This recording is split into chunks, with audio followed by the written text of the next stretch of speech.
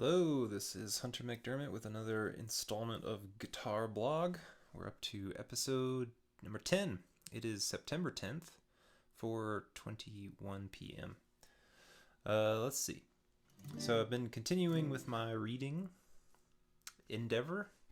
Let's see, I think I just finished up chapter 4 of that book and have moved on to chapter 5. Each chapter starts with so far has started with introducing you to new symbols and new rhythm subdivisions, and then running you through several pages of exercises. And as I said before, rhythm stuff and musical symbols in general are not new to me, so I can kind of breeze through the rhythm stuff for the most part. And then they start applying pitch reading to the rhythms that they do. So I've been kind of being able to get through the first half of a chapter pretty quick, and then I hit the melody stuff, and then I need to take the time. But so chapter 4 ends, or I think chapter 5 even ends with a review of fifth position, and then it starts to do open position. So yeah, that's going well. And what I thought I would do today for fun, and which is sort of scary, is I thought I would try to sight read a tune, just kind of learn it live and see how I do, and maybe if it goes quickly enough, learn the melody, learn the chords, maybe record a loop, and then try to just jam on the tune. See if I can kind of do all of that in one video if I don't get too stuck. And that will give you, in case you care, a glimpse of where I am in my reading and my confidence level with this stuff. But I think it'll go okay. I haven't picked a tune totally at random. I was listening to... So a friend of mine at work had been talking about some of the stuff I've been talking about, assimilating language from recordings, and he was using Oleo, a Sonny Rollins tune, as an example. And I've heard that one in several records by lots of different people, but never really tried to learn it. And so I did some sight reading on it a couple days ago, and it came really, pretty quick. Within, 20 minutes or so, I was able to play the melody and the chords and solo over it, not going too fast. It's a rhythm changes tune and a Sonny Rollins tune, so in general, those are played, very fast, which I can't quite keep up with at this point. But that dovetails nicely with something else that I'm going to start working on this week, I think. While I'm working on improvising, is starting to think more about phrasing, because I know what happens to me when I play at the jam or in front of people a lot of the time is that I just kind of, I guess I get anxious and I start to just play lots of notes, and they're not even always the right notes, right notes, meaning sometimes I'm just hitting notes that are wildly out of key and are not stylistically so. I just hit some notes that sound bad because I'm trying to do too much, because I don't know, I just you get that nervous energy and you kind of seize up and you go, oh, I gotta do some bunch of stuff. But of course you don't, and the best solos really are the ones where you've got nice phrases, spaces, nice phrases, spaces in between. So what I would like to start to work on is playing for maybe a measure or two, and then intentionally stopping and taking a deep breath and then coming back in and working on that again. Almost like I'm trading fours, kind of trading twos or whatever. Just to get better at thinking in complete ideas, or at least trying to play in complete ideas, and then stopping and then coming back in. Playing more like a horn player might, because they have to stop and breathe at a certain point. And that's why people like Kurt Rosenwinkel and Keith Jarrett come to mind, but lots of people do it where they sing as they play. Unless you're playing a horn, if you're playing a piano or a guitar or something where you can sing, your mouth is not otherwise occupied playing the instrument. You sing along with what you're doing, which I think is the reason I think it's valuable, is because it keeps you from just playing too much, because you have to be able to sing what you're playing, which makes you phrase things kind of more naturally, because at a certain point you can't sing anymore, you gotta breathe, so you stop playing for a sec. Okay, so anyway, Sonny Rollins tune, I picked Doxy, and though I have heard this, I know I have, and I've listened to it even today, I was really not focused on it. It was just kind of playing in the background.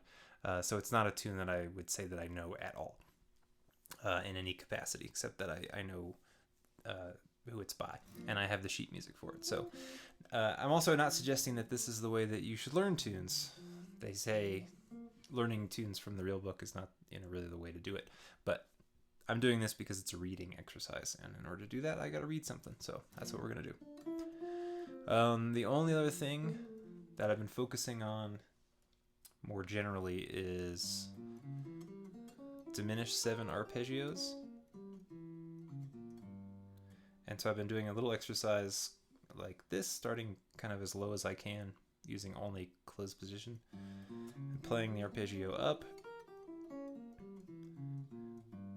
and then moving my way up the neck to play a slightly varied version of the arpeggio, and then continuing up the neck.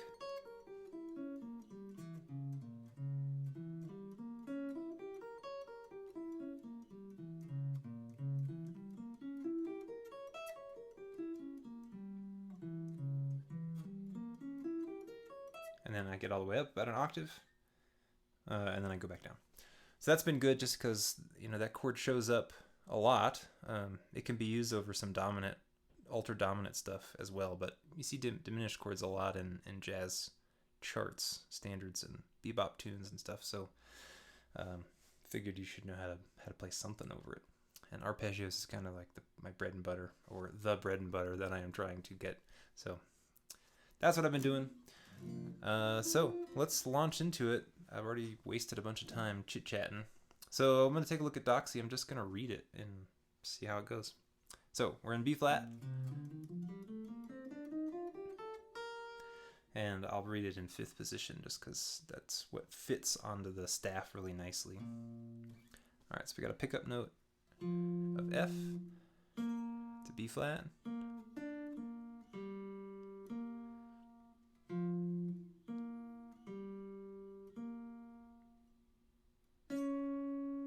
Alright.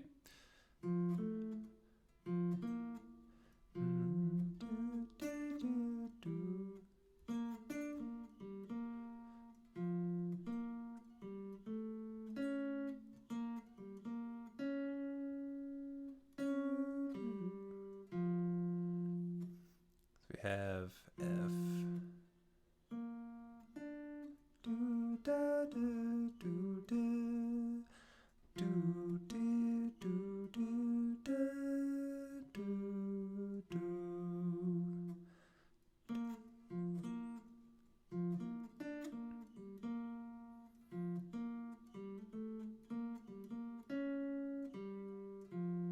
So that's a nice little 2-measure thing I can kind of repeat a few times to get down, because it ends with the F, that it's the same note as the pickup. It kind of launches back into itself.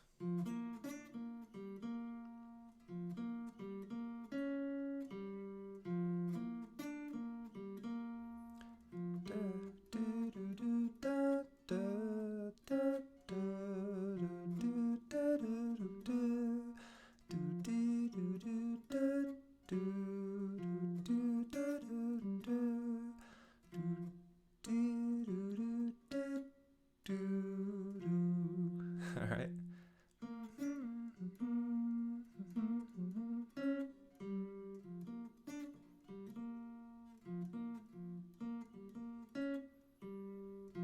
Alright, so after that, we go down to this E natural here, which is not in the key.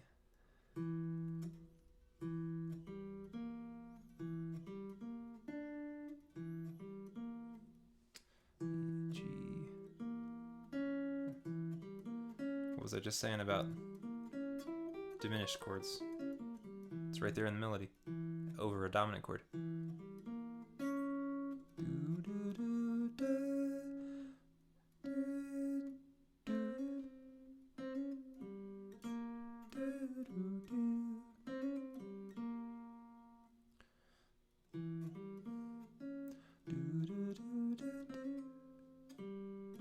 That's a nice little lick there. I'm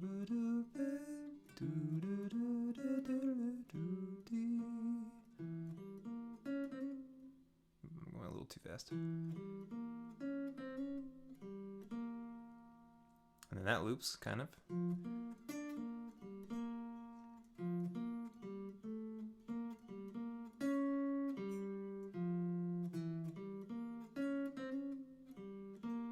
2, 3, 4.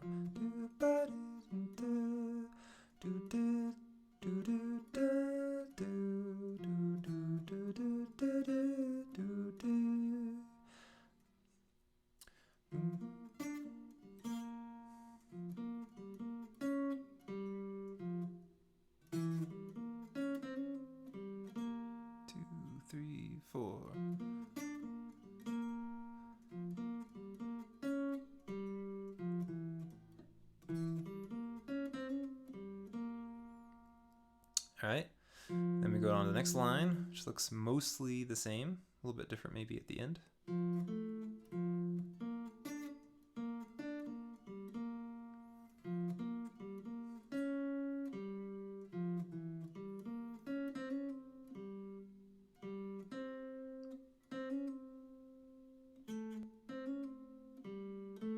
Ends on an A.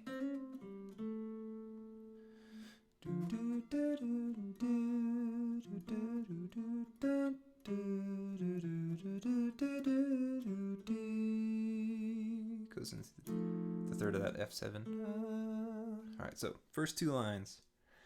How am I doing on time?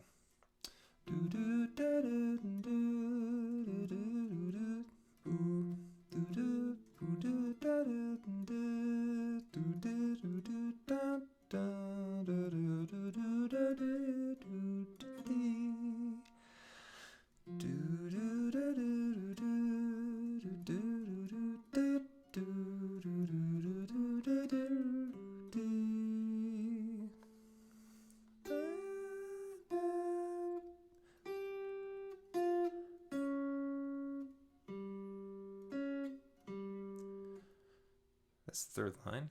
1, 2, and 3. 1, 2, and 3, 4. 1, 2, and 3, and 4. 1, 2, and 3, and 4, and.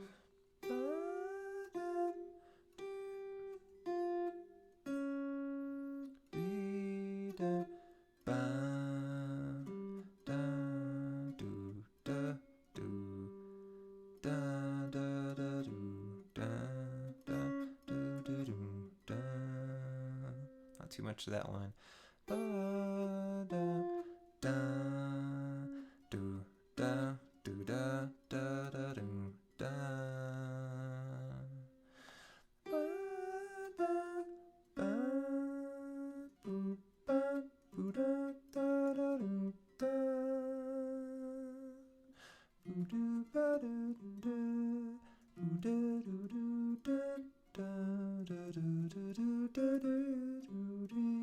That's the whole thing. All right, so.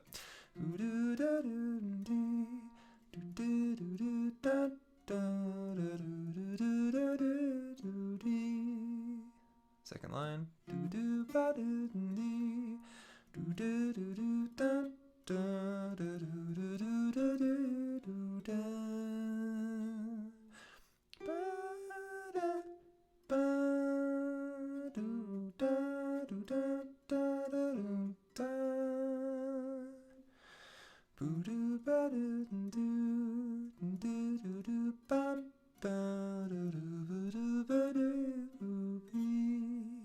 Alright, not too bad.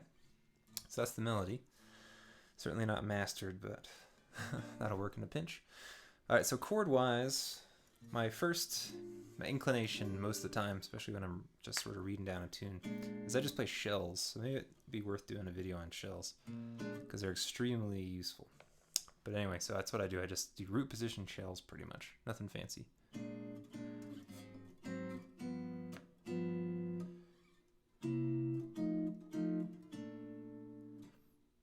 And we have an F7 sharp 5.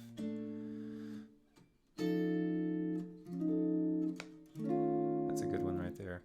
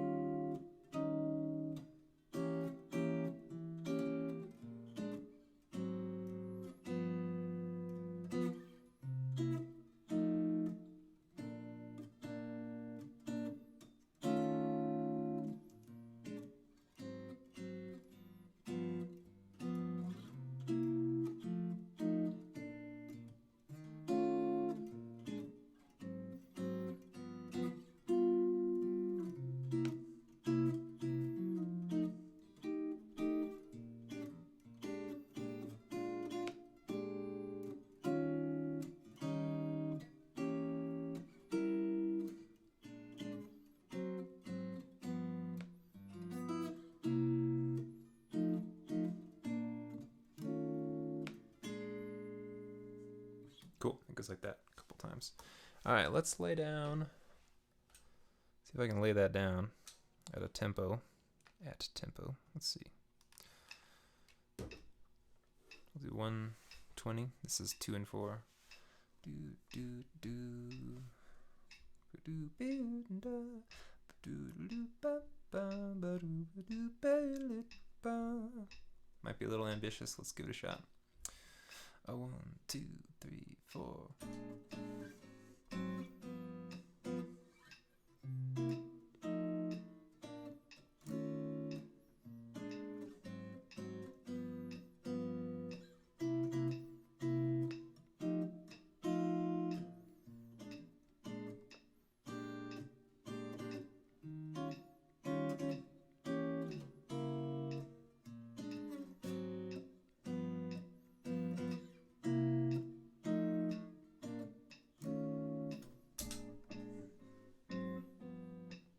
Okay, that works. It actually repeats and does something a little different at the end, but I'm not gonna worry about that. Just mess around with this for a second.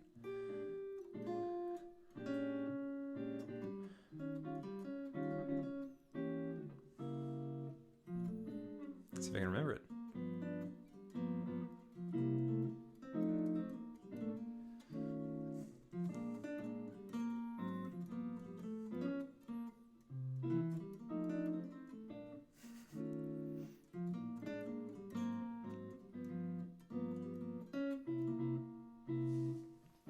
Yep, need a little refresher. Here we go.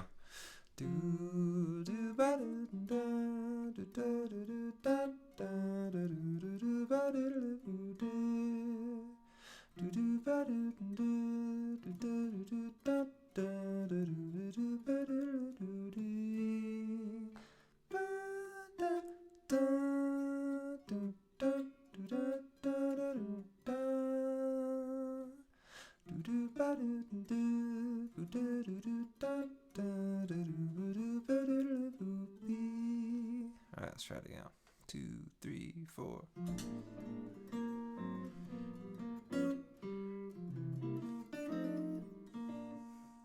Not quite.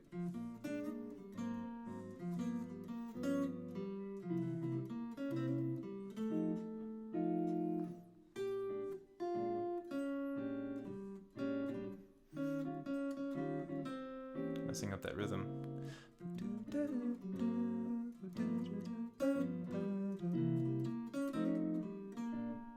Again.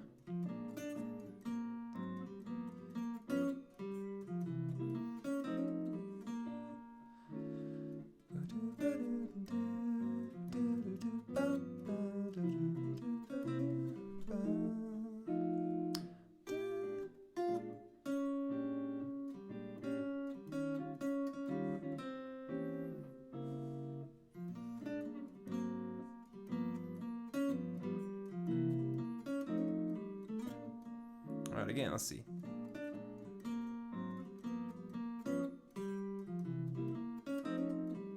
Messing that up a little bit.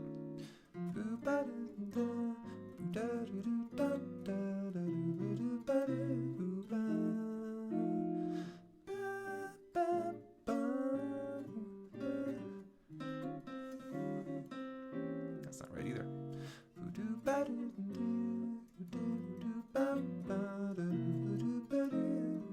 Alright, let's get it right.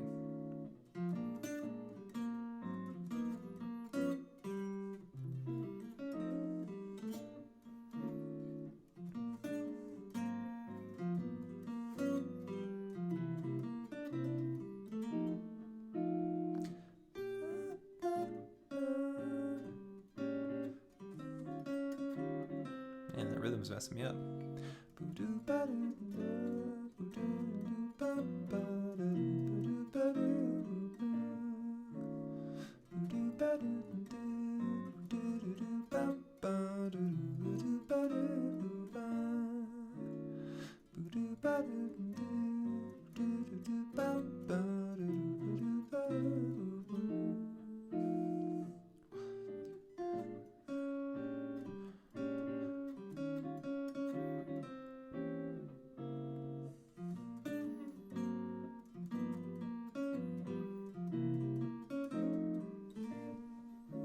All right, that's something. That rhythm is messing me up. I was talking earlier about how rhythm doesn't give me any trouble. Turns out it does. Ba da ba 1 2 and da do da da da do ba 3 4 ba da da do da do da da da do da ba da da do da do da da da do ba 2. Okay. And I keep going to the G instead of back down to the F.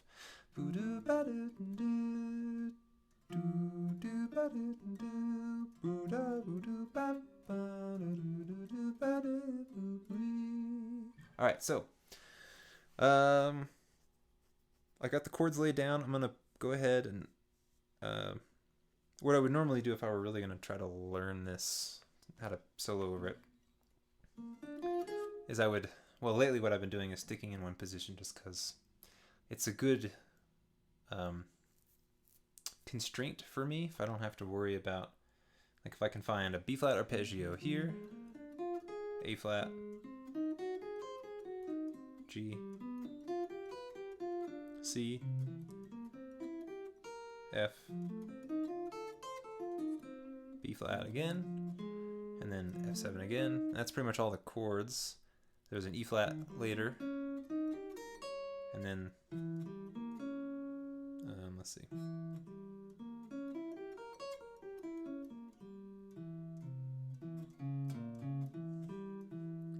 E diminished.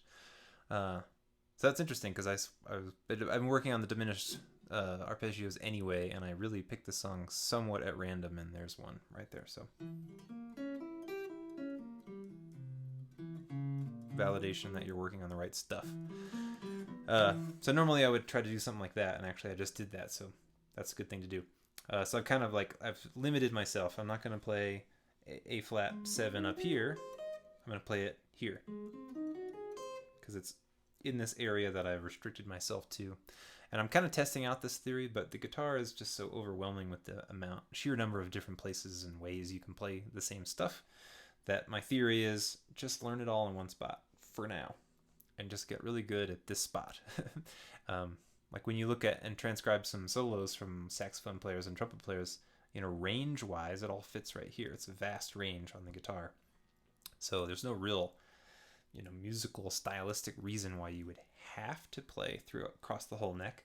Of course you want to be comfortable so that you can be expressive and be able to play up high and play low, as the mood strikes you. But for now, I just want to play something that doesn't sound like shit. And so that's my plan. All right, so what we're going to do is, to finish things off, I'm going to attempt to play the melody, play the head. It does repeat, so I'll play it a couple times. Then I'm going to take a few choruses of soloing. We will see how that goes. The chords do change kind of quick, but they're all dominant chords, so we'll see. And then I'll play the head out, and then we'll call it a video. So here we go. Let's see how it goes. Let's see.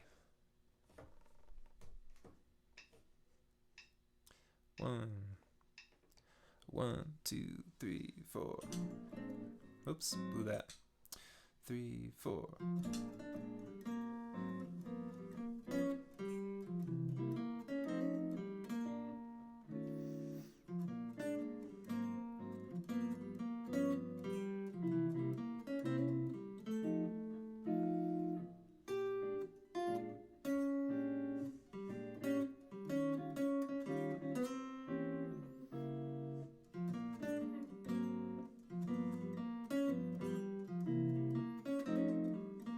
Repeat.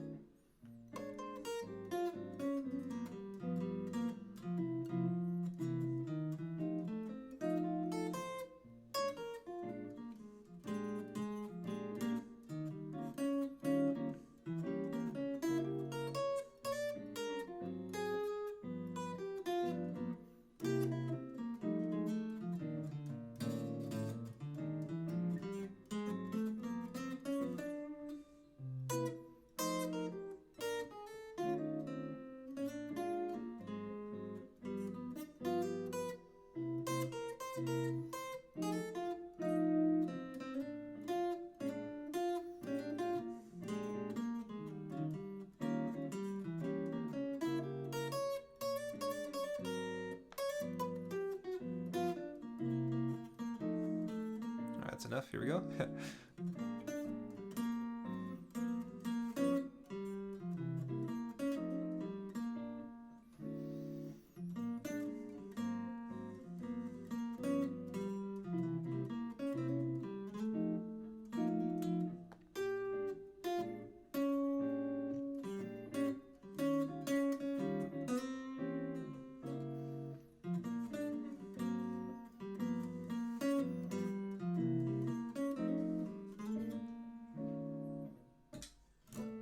All right, something like that. So that's not too bad. We're at a half an hour, just about, and I talked a lot, so I'm feeling pretty good about my progress, my ability to get familiar with a tune pretty quick.